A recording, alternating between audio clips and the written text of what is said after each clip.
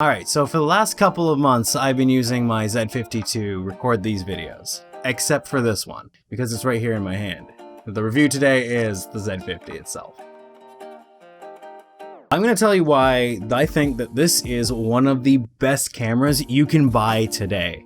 And I'm serious, this is seriously a powerhouse for being something so gosh darn tiny. Look at how big it is next to my head, it's so small. Or do I have a big head? Let's start with talking about features and specs.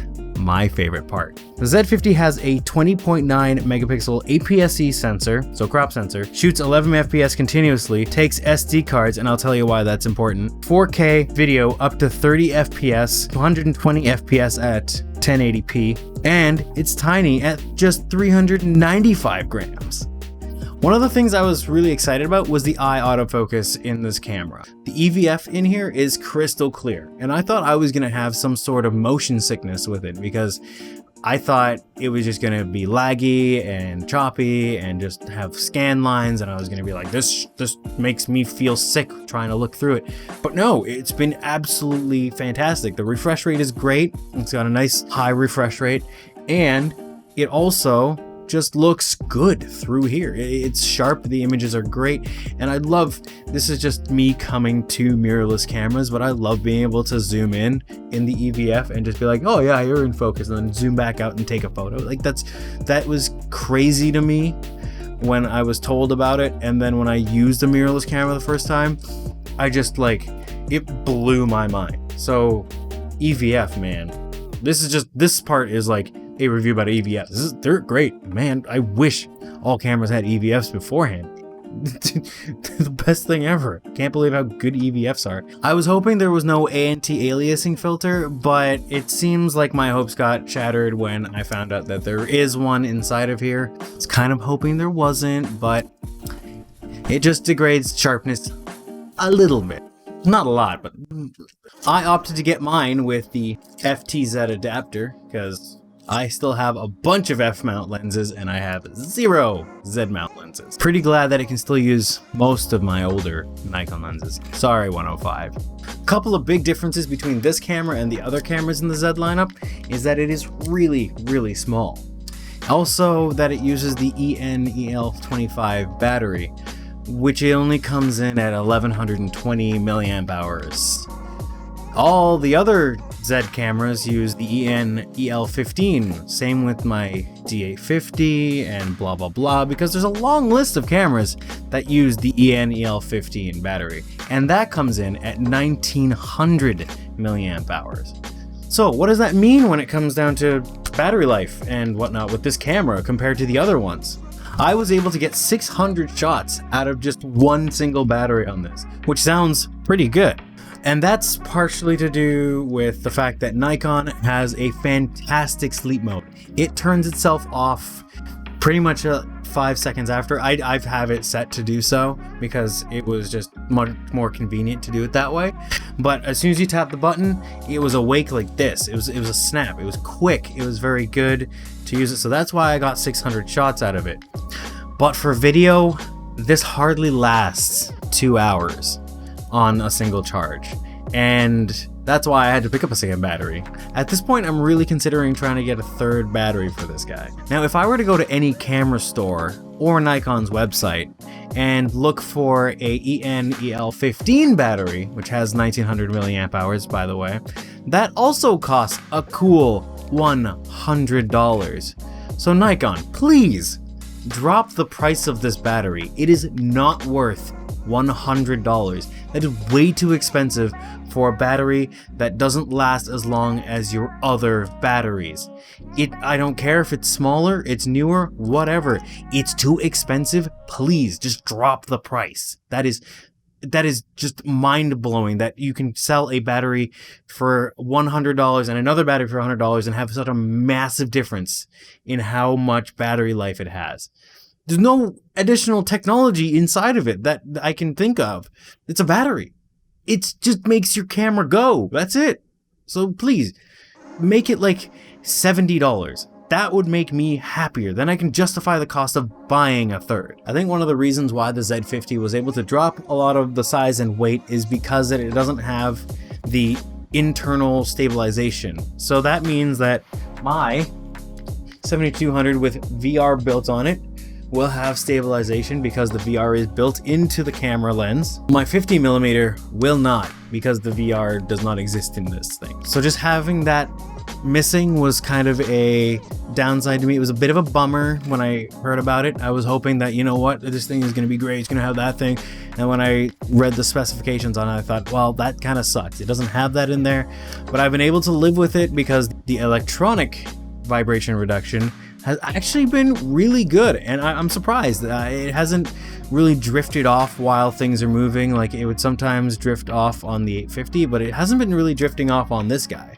And I've been just really happy with it. I think it's fine for a $1,000 camera. Like, cool. If it doesn't have that image stabilization built in, I can forgive that. If it was the Z6 paying about $2,200, I think, then yeah, I would have probably been mad about that. One of the things I think is missing on the back of this guy is the inclusion of a joystick. You can see that it has these on-screen buttons, these buttons here, which are just your, like, go around, find things. OK button, info, menu, playback, and delete. You've got your AEL, AEFL lock button, which I use for back button focusing because hell yeah, back button focusing. But the thing that's missing is a joystick, and it's kind of strange coming from the D850 where I can move the joystick around really quickly to refocus on things. It's just been kind of weird just going back to using this. I'm not used to it because I had a G610, so I'm kind of used to the thing from beforehand, but it's kind of just like a minor inconvenience. Anyways, what is it like to use? Well, I shot an event back in February with this guy paired up with the 70-200. Looks kind of hilarious, doesn't it? Such a big lens on such a tiny little body. Like, this is kind of crazy. With the 70-200 and the APS-C sensor on it, that makes this effectively a 105-300 at 2.8, and that was able to get me some shots of some faces really up close without having to crop in post. And that was such a huge advantage because I was having to shoot over people's heads while I was at this event. So just being able to be zoomed in all the way and getting a shot of whoever was up on stage was wonderful. And I think crop sensors are actually pretty darn good. The eye autofocus was very, very snappy. Just locks on like this, you turn away, come back, and the eye autofocus is right there, right on the money. And it was just making my life so easy with somebody who was on stage and just moving around so much. It was just beautiful to work with. Plus, it being a 20.9 megapixel sensor means that those pixels are pretty big, and low light performance on this guy is wonderful. I loved it. The images came out sharp, and I think it came out sharper than when I shot the event last year with the D850, which that is kind of crazy that my 850 was outperformed by the Z50, a camera that cost me $4,000 less. If you do come from a larger setup like I do with my D850, it's going to feel a little bit familiar and a little strange. So Nikon has nailed ergonomics between their cameras. It just all feels the same. But then again, I am coming from a D850 that is huge. That thing is big and this is tiny. If I had an image beside each other, which, there you go, that's your image right there. This is the 850 beside the Z50. The difference is real. Like, this thing is tiny.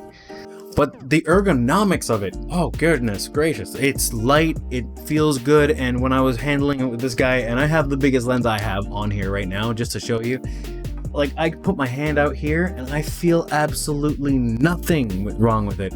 I used the 850 with it just a little bit at the beginning of that night, and I thought, well, if I paired it up with this, it's gonna be perfect. I was right. This thing is so light, and it's so good, and I absolutely love it. On the subject of weight, again, because I just can't stop talking about how light this mirrorless camera is, using it on a gimbal is quite an experience. I had to set my Zhu-in Crane 2 to the lowest setting for the motors possible, because with this guy on here and my 50mm, it was just doing the old shakes like that. It was just not having a good time.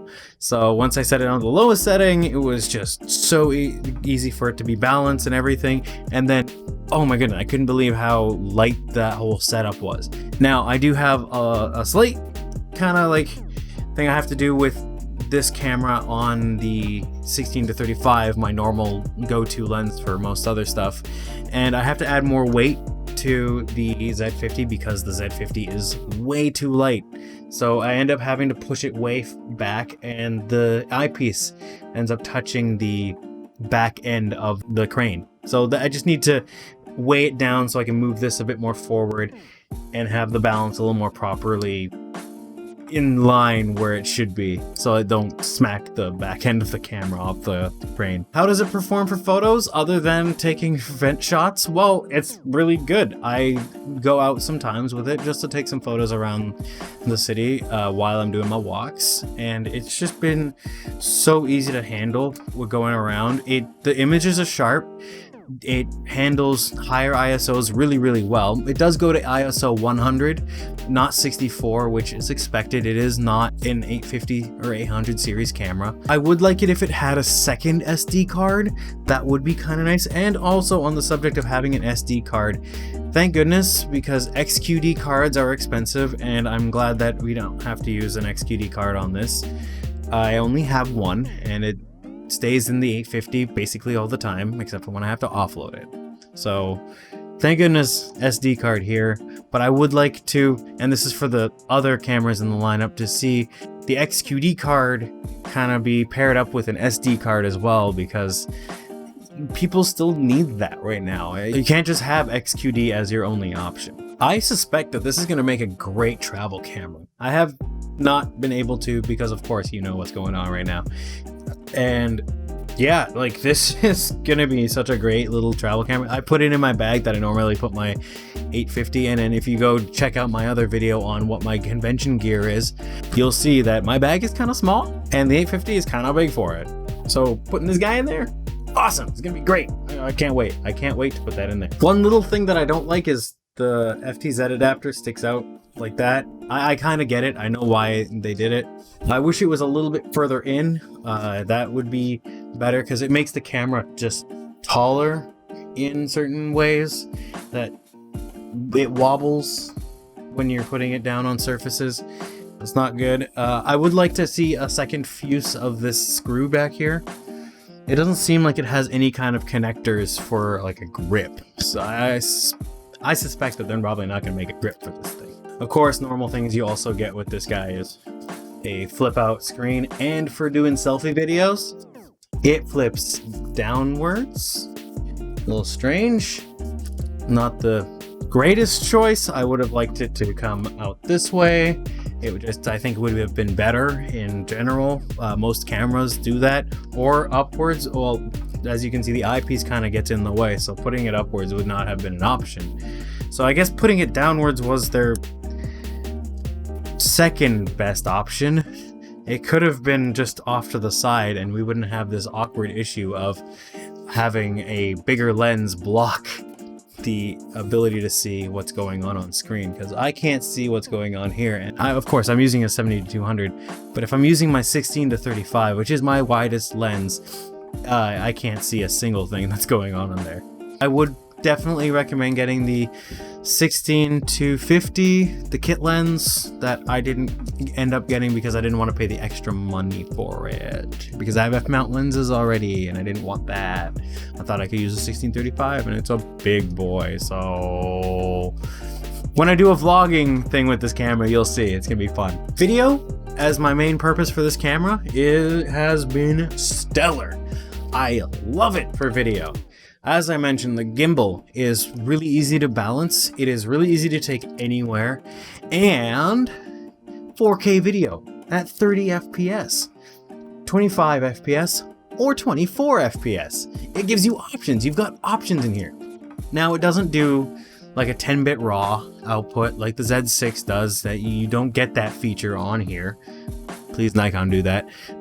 But you do get a flat color profile, which is good enough as long as you get your exposure bang on. So why did I buy this camera for video? Well, it's very simple that the 850's autofocus system really sucks when it comes to video.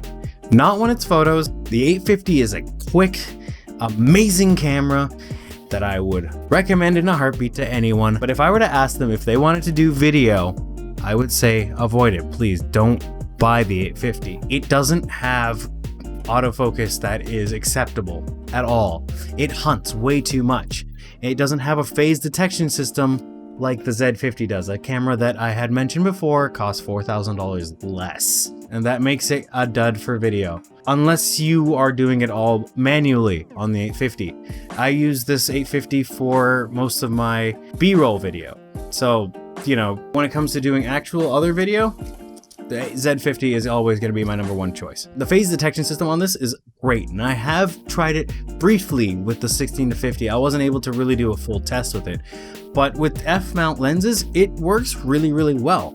Now, the only issue I have currently with it is the fact that when you have an f-mount lens on there, it does make a audible ticking noise. That's pretty bad. It's not a great sound, and it does get picked up by some microphones, especially the internal one on this guy. So I would say, hey, if you were going to use the phase detection and do a video with it, to use an external microphone, something like this Aperture mic D2 that I have right here. It'll come in handy. Just turn it down a little bit on the dial and you should be just fine. You wouldn't hear that autofocus ticking. It's just kind of weird. I don't know why the f-mount lenses do that. The showcase potential for this is going to be awesome, but unfortunately I haven't had the chance to do a showcase video with it yet. So gonna update this a little bit once I get the ability to do so. I thought this would be also great for doing like interviews with, but the only thing that I have an issue with is that the port selection on here is kind of bad. As you can see, there's a microphone spot there, and then there's like these two other ones. You got an HDMI. It's a micro HDMI, not a mini HDMI. So make sure when you type into Amazon what you want, get micro for this guy. And then for USB, it's micro USB. It's not awful to have micro USB, but I would really have liked to have seen Type-C on this camera as well, just like the Z6 and the Z7. It's kind of a little cost-cutting measure, I get it, but I definitely would have liked to have seen that on something like this. I think that would have been a nice welcome addition on here. And you probably could have actually spliced both ports, the HDMI and the Type-C, together. It's an option. It can be done. So that, I mean, that's a suggestion, Nikon. So you know what? I would like to see it be an extra revision with USB Type-C on here instead of micro USB. Those connectors are just a little bit too flimsy for me. Microphone input is great to have because of course the microphone input is kind of necessary, but I think the exclusion of having a port for headphones is kind of just an oversight. For interviews, I can't recommend having this camera unless you're going to pair it up with like a Zoom or a Tascam. That is like weird that it doesn't have that. So monitoring audio, kind of impossible through this camera. So other really nice features that it has: Wi-Fi, Bluetooth. So of course you can use SnapBridge, which please Nikon, fix SnapBridge, it's not very good. And it has Bluetooth. Yeah, that's good. You can just wirelessly transfer stuff to your phone and upload it like that. Wi-Fi as well, great for doing the same thing. You can set it somewhere and have a monitor somewhere else, being like an iPad, iPhone, Android phone, Android tablet, whatever it is, and you just hit record from there. It's a great little thing to have when you just want to take like videos and start somewhere else and record, put it in your pocket, and it's like do your video stuff. I do it all the time. That's how I shoot most of my videos. So final thoughts on the Nikon Z50. It's a well-rounded camera for $1,000. And that is a great point for this camera. It's $1,000 give or take. Maybe like $100 extra, you know. It definitely does miss out on some features that the Z6 has, but the Z6 costs over $2,000. And this comes in at just over $1,000. That is incredible. I have to reiterate it. This is so cheap and so good for the money. If you're looking for a small travel camera, a backup camera, or a video camera to just start making videos with, you can't go wrong with the Z50. This is an absolute beast of a camera that Nikon has produced, and kudos to you, Nikon. Big clap. Your Z lineup has been stellar, and this is by far one of my favorites that you have released. Z50 is totally a solid choice and something that you should really consider buying. Thanks for watching, everyone. If you like this video, make sure to give it a like, hit subscribe if you want to see more content about cameras and camera gear and weird stuff like that. If you like the video and you want to support me here, right there, I'm gonna look down. This is where my socials are, so you can do that, or you can just find them in the links down below. It's a lot easier, just click on them there. And yeah, till next time, finger guns, I'm out. I'm gonna go reverse. Let me know how this setup was. I literally just like set this up today, and I thought, you know, this might be actually be better than the other one. And yeah, the like 850 is running on thing. So yeah, if you just like this setup, just let me know. Peace.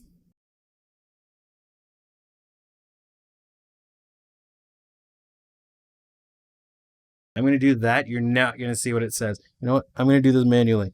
Z50. Final thoughts on this camera. Well, I gotta see, it has to hunt. Sorry. Anyways, also, it's about the size of a phone. It's so small. Or are phones too big these days?